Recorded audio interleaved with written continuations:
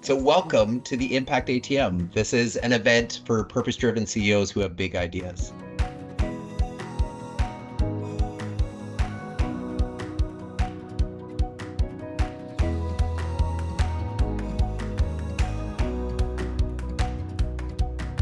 Today, we have Nora and Jay, founders of HiBAR, the world's first saloon-quality plastic-free hair care.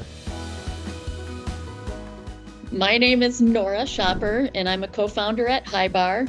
And HiBAR makes personal care and beauty products without plastic waste. Hi, I'm Jay. I'm in charge of innovation and operations here at HiBAR. HiBAR is a mission-based company, and our mission is to inspire the removal of single-use plastic. And we're doing that by redesigning personal care and beauty products to be beautiful, functional, and plastic-free. So the reason we got into this business is we are literally drowning in plastic waste. By 2050, there's going to be more plastic in the ocean than sea life. And this year alone, Americans are discarding over 500 million shampoo and conditioner bottles. And we've discovered that there's a better way. I love your HiBAR story. It's very inspiring. I think that it's very thoughtful with respect to you've identified a target that means something to yourself as an organization. You've developed innovative solutions. You figured out the operational challenges to overcome them, and you continue to stay focused about delivering on your mission. So it's a very inspiring story to hear, and you should be congratulated about that. Our challenge is that the bulk of our business is in our retailers through distribution. And we've actually lost ground on our online business.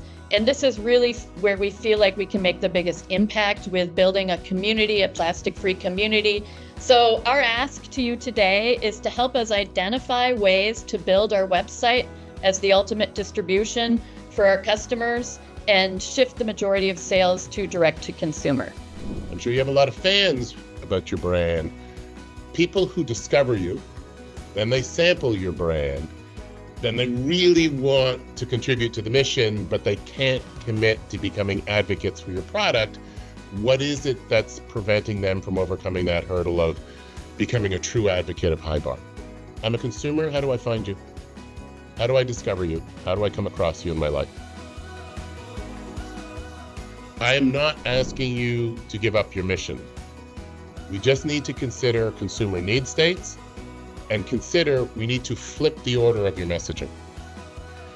The mission that you're trying to get to with respect to better for the planet needs to start with better for me as a consumer. So it's better for me from an efficacy standpoint. It's better for me in my pocketbook. It's a better decision for my family. And from a moral standpoint of what I believe in, it checks that box too. One of the things that, although CPG with a million different people that are involved in the pipeline and the million different margins that are taken away, although that looks like it's got not a great margin at the end of the day, it also is serving as a massive marketing machine for you, for anybody that is walking in the door of the stores that you are. Even if you're not paying extra for the flyer or for and, just having the shelf space, you're getting eyeballs that you otherwise are not getting on your website. What are the key demographics that you want to then lead into even more, so that you want to make sure that you are sort of everywhere in certain corners of the States that make a lot of sense? And that's where you're going to put your energy, both your own time, because I think that'll be a lot of it, of just like, what's the guerrilla marketing aspects of it? How do you get people to try your products? I think that's they get the value of it from the environmental. How do you get them actually to try it? I am a huge advocate of CPG and retail, as much as it's painful in certain areas. and I can't, and there's no, I always say there's no feelings, it's like I'm trying to build these relationships. These people have no feelings. So the first thing that I would share with you, the strategies and even the business model that you need to be great at to grow in e-com are fundamentally different than they are in CPG. Really good e-com businesses aim to have a lifetime value to cost per acquisition ratio of 3-to-1. So they want the lifetime value of the customer to be 3 times what the cost is to acquire. And then you also need to then take that general math and start to work through What does that mean for your cost of goods sold? And what would that result in terms of your profitability? Some groups that sell individual products or smaller products, to be a successful e-com business, actually consider packaging them together and not selling individual products online, because the price points are too low to warrant the cost per acquisition to gain the customer base. It's been very helpful. I love the messaging that you guys have, provided us. And I think you're exactly right, Kevin, about the hierarchy. And that's something that we've been trying to shift, focus more on the beauty aspect. But, it is a challenge, especially with our resources. But I also love, Kate, that you told us that don't underestimate retail. I agree with you that is our biggest awareness opportunity.